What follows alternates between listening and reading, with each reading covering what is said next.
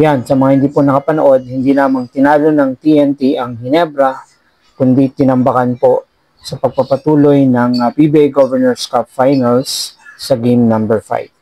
So hello everyone, what's up? Ito po ang pambansang Batang Kalye ng Pilipinas. Kayo po ay nanonood sa FTW ang For the Wins video.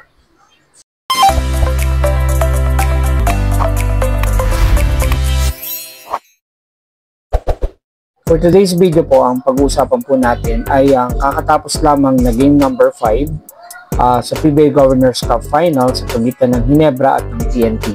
So sobrang adjustments po ang ginawa ng TNT sa game number 5. So himayin po muna natin ang mga nangyari noong game number 1 hanggang game number 4.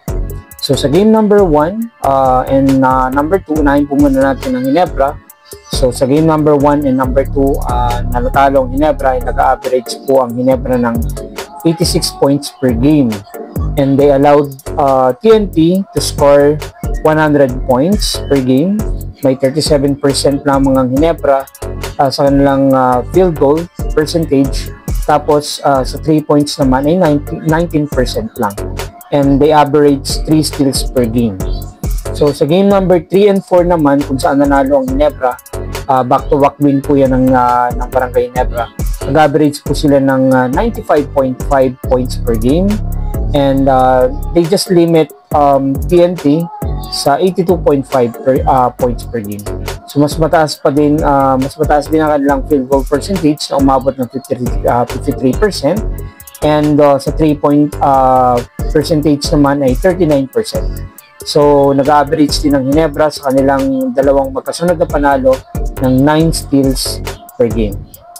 So, let's talk about Justin Brownlee. So, sa dalawang talo ng Ginebra, Justin Brownlee only averaging 21 points per game, 8 rebounds per game, 4.5 assists, and 1 block. Sa field goal niya, meron siyang kabuuan ng 40%. At saka sa 3 points naman ay 0 out of 4, which is 0%. So sa game number 3 and 4, so dun sa nanalo ang Ginebra, so nagkaroon ng adjustment si Justin Brownlee. Kaya meron siyang 26 points per game, 9.5 rebounds per game, 4 assists per game, 1 steal and 2 blocks. And tumaas din yung field goal percentage ni Justin Brownlee with 57.6%. 3 points from 0 naging 44%. So bench points naman ng Ginebra sa game 1 and 2 na natalo sila is 20 points per game lang. And game number 3 and 4 umangat naman sa 23.5. So sa TNT, sa game number 1 and 2 kung saan nanalo ang TNT, nag-average sila ng 100 points per game. So they allowed Ginebra only to score 86 points per game. So may 50% field goal percentage sila, and sa fast break is 15 points per game. So pag pumapass break ang TNT, mas nananalo ang TNT. So sa game number 3 and 4, kung saan naman may back-to-back loss ang TNT, nag-average lang sila ng 82.5 points per game, and they allowed Ginebra to score 95.5 points per game. Mataas po yun. And bumaba din yung field goal percentage ng TNT sa 41%, and yung pass break nila bumaba din sa 9 points per game lang. So game 1 and 2, si Rondae Hollis Jefferson is nag-average siya ng 28 points per game. Samahan mo pa ng 9.5 rebounds, 5.5 steals, 1 steal, 5.5 assists, 1 steal and 2 blocks. And mayroon siyang 46% plus yung 44% niya sa 3 points. And then game number 3 and 4, kung saan natalo ang TNT, so of course bumaba yung production ni Rondae Hollis Jefferson na may 26 points per game, 11.5 rebounds, 5.5 assists, 3 steal, and 0.5 blocks per game. So field goal percentage bumaba rin to 40, and yung 3-point percentage is tumaas siya sa 50%, though talo ang TNT. Sa bench points, game 1 and 2, 29 ang nakukontribute ng TNT, samantalang ang game number 3 and 4, 16.5. So sobrang baba pababa po yung bench points nila. So sa pag-umpisa po ng game number 5, yung starter ng Ginebra ay ganun pa din. So si Scottie Thompson, si L.A. Tenorio, Stephen Holt, kasama mo pa dyan si Japet Aguilar at saka si Justin Brownlee. Samantalang sa TNT is nag-adjust sila ng starter. So Reynam Batak, nandyan si R.R. Pogoy, si Calvin Oftana, si Rondy Hollis Jefferson, and kapansin-pansin ginamit nila si Kelly Williams, ang veteran na si Kelly Williams. So maaga po nagparamdam si Kelly Williams at nag-contribute agad sa scoring for TNT. So kapansin-pansin po na maganda rin ng talaga ang depensa ng TNT kontra sa Ginebra. Nagtapos po kasi ang first quarter na may 26-20 in favor of TNT. So, second quarter, patuloy pa rin ang magandang depensa ng TNT na nauwi sa magandang opensa. So, dito, nagsimulang tumambak na yung TNT sa Ginebra na umabot pa ng 26 points. Tapos po ang second quarter, may score na 56-33. So, sa third quarter naman, akala po ng marami ay lalo po ng ating mga kabarangay ay makakahabol dahil sa mas gaganda yung defense ng Ginebra.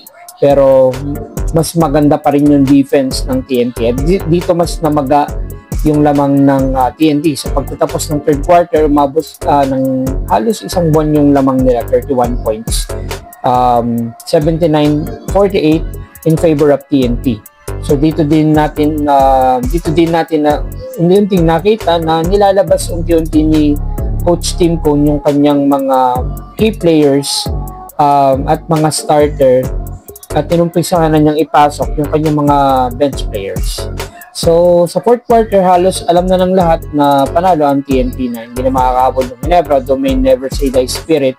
Pero sa ganyang kalaking kalamangan, with 12 minutes, parang imposible na rin talaga na, mathematically, parang imposible rin talaga na makahabol ng Ginebra.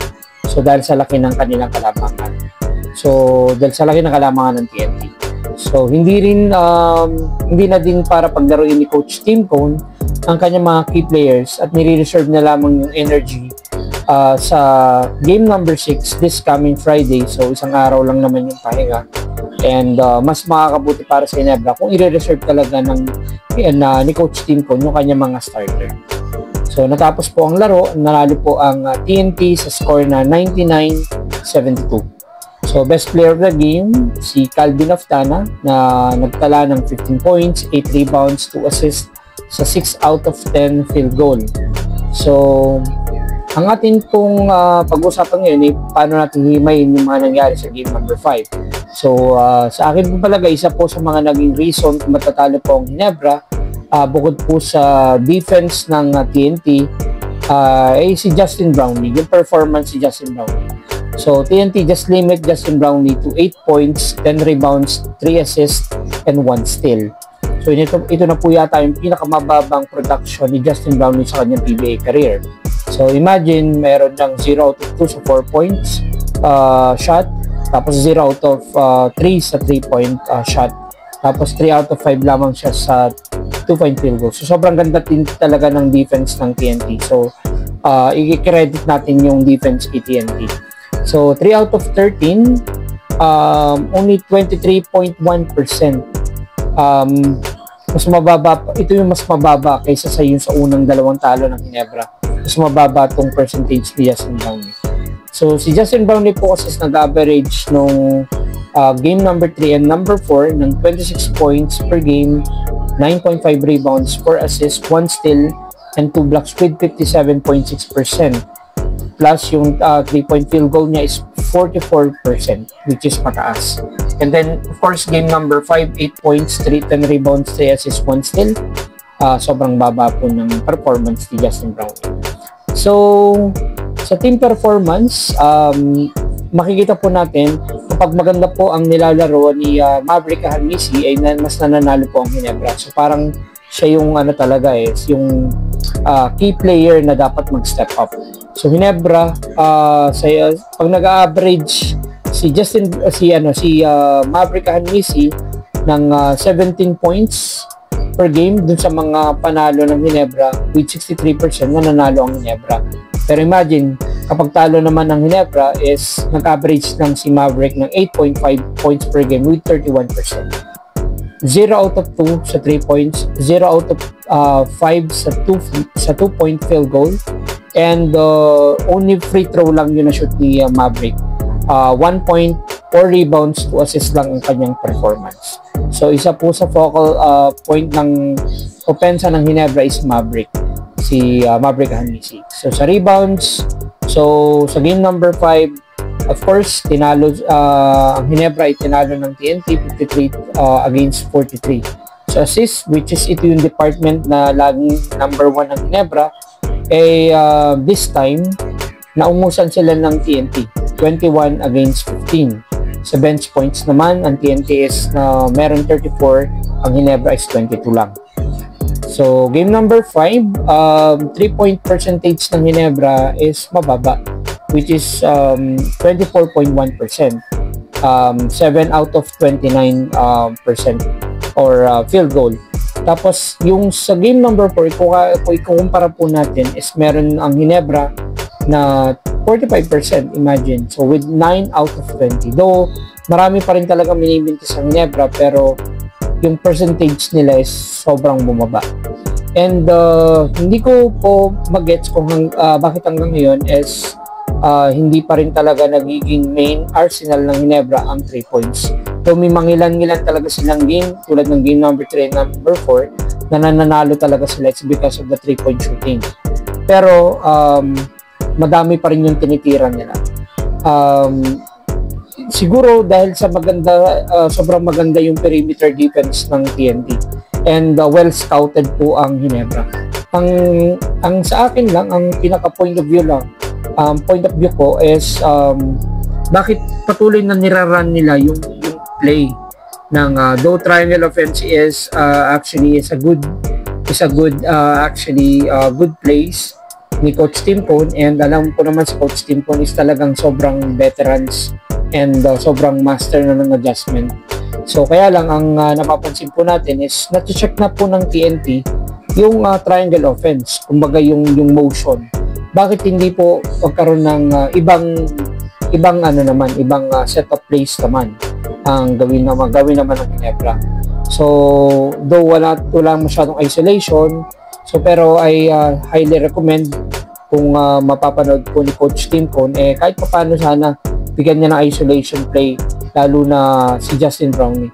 So parang kasing nangyayari is pag nahawak ni Justin Brownlee, minsan si Ray ng Batak or si Calvin Oftana, alam naman natin na kaya ni Justin Brownlee yung defense na yan, pero parang nangyayari is nahihirapan pa rin si Justin Brownlee.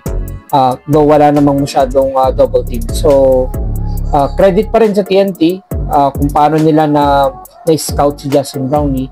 Pero sa game number 6, I hope na makapag-adjust din ang Ginebra at saka si Coach Timpone. Ito talaga yung must win para sa Ginebra. Kasi kapag natalo ang Ginebra, wala na. Champion na yung TNT. And Ginebra, of course, never say die. So babawi ang Ginebra. So kailangan lang talaga nila is mag-focus tulad ng ginawa nila sa game number 3 and number 4, na parang kapag humahawak sila ng bola is dapat may mangyari. At least dapat makatira sila ng maayos, makashoot man lang. Yan yung goal ng Ginebra noong 3 and 4. And mas naging pabaya kasi ang Ginebra. It's because siguro sa defense na rin ng TNT. So, ganun pa man, yun lang muna for today. So, hoping na makabawi po ang Ginebra sa game number 6. So, this coming Friday, sabay-sabay po natin supportahan ng Ginebra. So, alam po natin na nahihirapan ang Ginebra, pero naniniwala pa rin tayo na magkakaroon ng Game 7. So, ito po again, si Erwin, ang pambansang Batang Kalye ng Pilipinas. See you on my next vlog. Peace.